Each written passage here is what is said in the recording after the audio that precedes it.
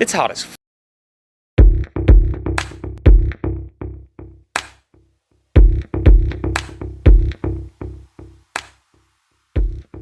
Today, we got a good one.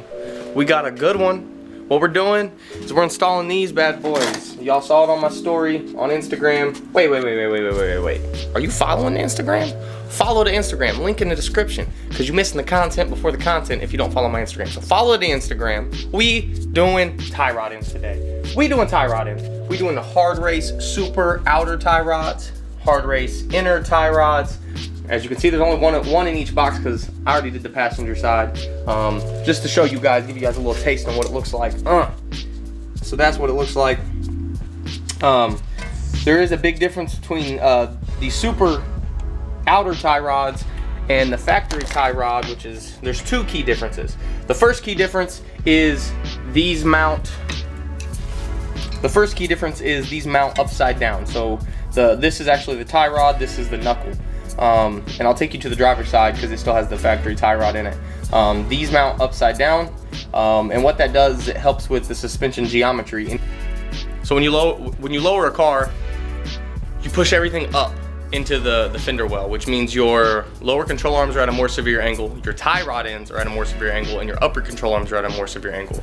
Luckily, HardRace, they make suspension components to fix that, because the goal is to lower your car and try to keep your suspension geometry as close to factory specs as possible. The second big difference between this and this is that this is a spherical joint. This is a spherical bearing joint versus this is a ball and socket joint. So a ball and socket joint is most all your ball joints, all of your tie rod ends, stuff like that. It's a ball and socket. So basically, you have the stud, which has the threads on it, which goes through the knuckle, and it sits in a joint like this, and it rotates around, right? These are not like that. These go through. Actually, I have spherical end links to show you guys. Let me show you. These are spherical rear sway bar end links, actually. So as you can see, it's a bearing. I don't know if this will be focused or not, but as you can see, it's a bearing, and it's got a ball on the inside that swivels. It swivels around. I don't know if you guys can see that or not. I don't know if my camera's focusing, but yeah, that's the difference between spherical, which looks like that, and that's what's inside of here. So what's inside of here is a spherical end link like this. Another thing I will say, and I cannot stress this enough, guys, like seriously, I cannot stress this enough. These are not made, any spherical suspension component is not made for daily driving. It is not. It's made for racetrack purposes only. I do not plan on daily in this car. Don't get me wrong, it will see the street from time to time. You know, if I gotta drive it to an event or if I just wanna take it out on the weekend. That's different than driving it every single day through the rain, through the snow, through the nastiness, through like just putting miles and miles and miles. These aren't meant for daily driving. These are not meant for daily driving. Yes, these will improve your ride quality, they will improve your steering response, but they are not made for daily driving. They are made for racetrack purposes only. Another thing, shout out to HardRace. Shout out to HardRace. They gave me a deal on these parts. These parts. They gave me a deal. They gave me a discount on them. I didn't get them for free. Don't think I got them for free, and I am not sponsored by HardRace. I am 100%, I'm out here to say HardRace USA does not sponsor your boy. I'm gonna link their website in the description below, as well as their Instagram, but I'm pretty sure y'all know who HardRace is. So if you don't, you're missing out. In my personal opinion, the best suspension components on the market are made by HardRace. That's, like I said, I'm not sponsored by them. That's not, they're not paying me to say any of this. I'm literally saying it because I feel it in my heart. I run their front lower control arms, their rear lower control arms, their rear toe kits. I run their roll center adjusters on the front lower ball joints, the roll center adjusters, and now I run their inner and outer tie rod ends. And I run their sway bar end links. I've paid full price for every single product that I have, and I absolutely love every single product that I have. I cannot recommend them enough. And I will continue to put HardRace suspension components on my car. Anyway, y'all sick of hearing me ramble, ain't you? I'm sick of hearing me ramble. So why don't I put the camera on the tripod and let's knock this driver's side out. So first things first, you want to bust this castle nut right here. You want to bust it loose, leave it on there. You're gonna take a 19 millimeter, and there's a nut right back here, and you want to loosen that nut up.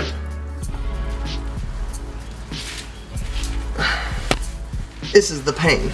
This is a pain in the rear. Yes. But it will come loose.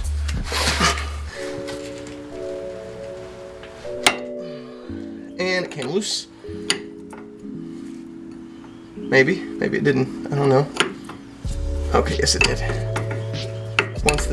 Once you get this nut loose, you can take the castle nut the rest of the way off, and you should be able to unscrew the outer tie rod. Maybe not. Okay, so if you can't get the tie rod to just unscrew, try putting a 14 millimeter back here on the inner, and there you go. Oh, that's obnoxious. That's an obnoxious noise. Oh man, that's bad. Oh man, that's real bad. Okay.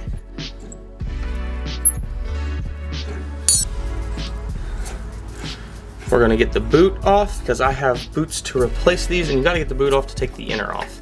So outer tie rod, done. As you can see, these were pretty shot. There's a grease leaking. The joint's not very, you can hear the joint clicking. It's not good. It's not good at all. So we're gonna replace those. Now we're gonna focus on getting this nut off actually. All right, so we got the lighting sucks over here, but we got the pesky nut off of the outer, so we got the pesky nut off the inner tie rod here. Now I'm gonna work on getting the boot off, and then I'll show you guys how to get the inner tie rod off. See how floppy this is? The new one, they shouldn't do this. This is a worn out inner tie rod. So we're gonna fix that today. That's the whole plan.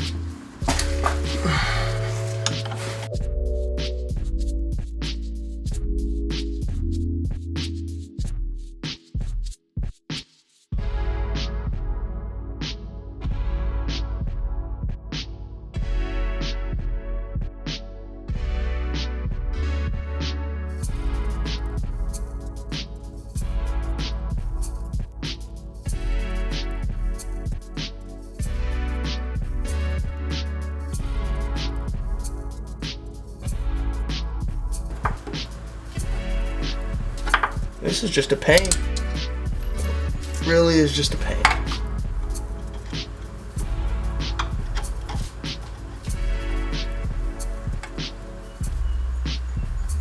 I'm Tom Shane from Shane Company. Now you have a friend in the jewelry business. Shane Company, open weekdays till 8, Saturday and Sundays till 5, online at shaneco.com. If you're from Indy, you know what that is. If you're not from Indy, well, you don't. So we got the boot off, or we got the clamp off the boot. Now we can just pop this boot off of here. Off of here. Whoa. Oh, and there's a vent hose on these stupid boots. Oh, right in the eyeballs. Right in the eyeballs. Eyeballs. Got dirt in the eyes. Grease, dirt, something. Okay, so now we can. Whoop. Yeah, see that? That's a floppy and we don't like it. Okay, so let me turn you guys. I'm gonna show you guys the tool that I use to do this. Big thing. Looks like a giant flashlight or something. It's not. It is an inner tie rod tool. You can buy these at Harbor Freight, and I think I paid $35 for it. You can also go rent these at your local auto parts store, AutoZone, O'Reilly, Advanced. And I think they're like, you can probably rent it for like $60, but you get your money back when you take it back. But I don't like renting tools. I get it if you're in a little bit of a budget crunch, but I prefer just to buy the tools. That way, ever in the future, they can make me money. For a Civic in particular, use this 33.6 millimeter insert. It's the largest one that comes with it. use the largest insert for the smallest car. Anyway, so how this works is, let me get you guys back over here. All right. So how this works, focus. Actually, we're gonna move you guys a little closer here. All right. So how this works is this piece goes on top of here, and you have to put this piece on before you put this piece on. The reason for that is if you don't, how this is designed is it will not slide. If I can demonstrate this, it will not slide over. It won't. Once it's on, you can pull on it and it won't come back off. So you set that on there. You stick the inner tie rod in inside the tool. Put this in the little slots. And then lock it in place. Use a 1/2" drive breaker bar or ratchet or whatever you want to use. And you just loosen this up. They come right loose, come right off. So that's what we're gonna do now. Easy peasy lemon squeezy, just like that.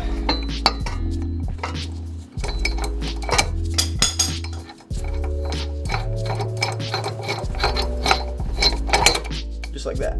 Bam. And the inner tie rod end is now off. Now this thing is exploded. The grease is everywhere. Like I said, you should not be able to do this with your tie rod end. That's loosey-goosey. Don't like it. So we're gonna replace it with a new one. Go get those, and to put it on, it's just the reverse process.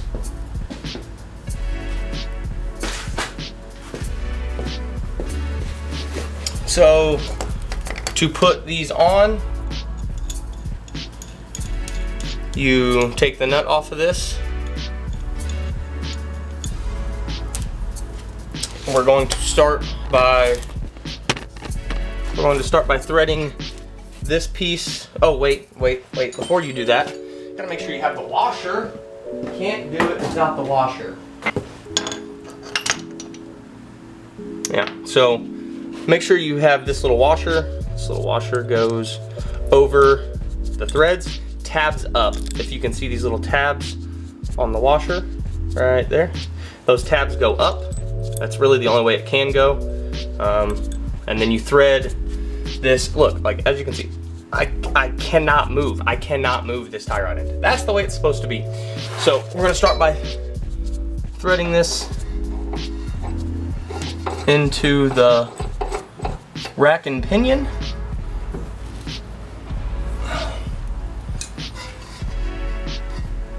Get it as tight as we can with our hands. I'm gonna find my insert, wherever it went. Okay, this is strange. This is really, really strange. I do not know what happened to the insert. Oh, found it. How did it get way over there? Jeez, I never would have found that. That was tucked all the way over. Anyway, so once again, we're gonna put this on. We're gonna slide this over. We're going to lock it in place, maybe. There it goes, okay. So now, I can tighten this up. And what I use to tighten it up is just a ratchet. I don't even use the breaker bar. There's no reason to use a breaker bar. I'm gonna go grab my ratchet real quick, grab a 1/2" drive ratchet, and tighten it up until it's snug. And we're gonna, ow, those are my ears. Pull all that off, and there you go. There it is. That, focus, is the new inner tie rod.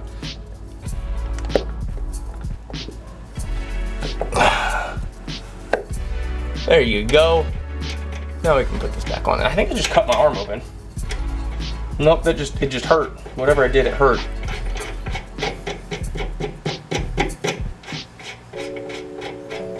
Boy, it's fucking hot.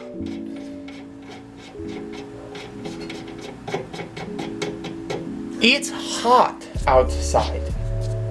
Someone walking up on me. What? I'll fuck you up. Alright.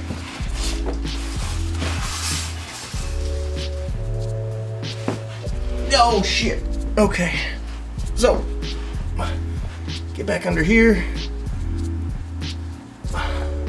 Don't forget about your little vent tube thing. Make sure that's in the right spot.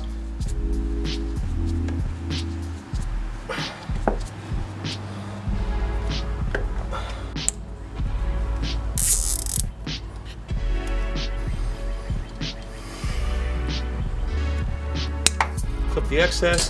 Boom. Now, we're putting the outer super tie rod.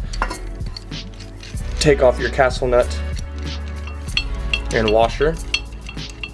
Now make sure when you put this back together, check orientation of this because the bevel side goes down.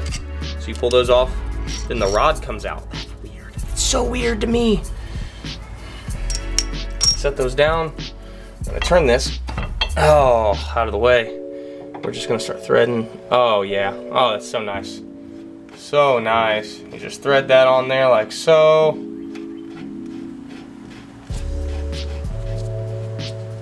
And then remember this part goes up on the knuckle. Hiya. Like I said, this isn't even gonna be remotely close to straight as far as alignment goes, so put the rod down through the top of the knuckle, washer on, bevel down, castle nut on. Ooh, man, these are nice. These are nice. Boys and girls, where did my... I mean, I can just use this one, that's fine, whatever. It's a 19 millimeter. Whoa.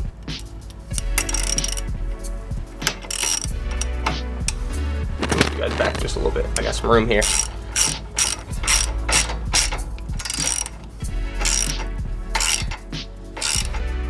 You don't need to crank these on or anything. Just make sure you can get a cotter pin in the hole. They supply cotter pins. I don't know if you can see that hole right there. Boop. Just make sure you can get a cotter pin in that hole. And we're good. So then you take cotter pin through the hole. You're gonna want to bend it down.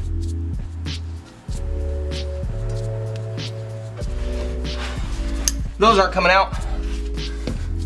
And that's it. I'm done. I just gotta adjust the toe now because it's not even close to straight. I'm not even gonna lie to you guys. But yeah, we're done. We got those in. Put on a show for you guys. So hope you enjoyed it.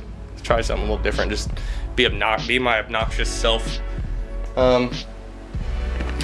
So that's it, guys. We have new inner and outer tie rods on both sides. Thank you again, HardRace USA. Like I said, link in the description. Instagram link in the description. Go hit them up. They gave me a deal on these. Like I said, I'm not sponsored. They didn't pay me to say any of this. They didn't pay me to use their product. They didn't send me nothing for free. I paid for it. They just gave me a little bit of a discount because they're an awesome company and they like to help out their customers. So shout out to those guys. But that's how you put their tie rods in on 92 to 2000 Civic. It's the same process across the board. The only difference is on the 92 to 95, the rack and pinion's way more accessible and it's not as hard to get the bellows boots on. Other than that, it's the same process, the exact same thing. Hope you guys enjoyed it, and until next time, I'm out. I want to thank you guys for tuning in for another episode. Don't forget to hit the subscribe button, hit the notification bell so you don't ever miss a video that I drop, and until next time, I'm out.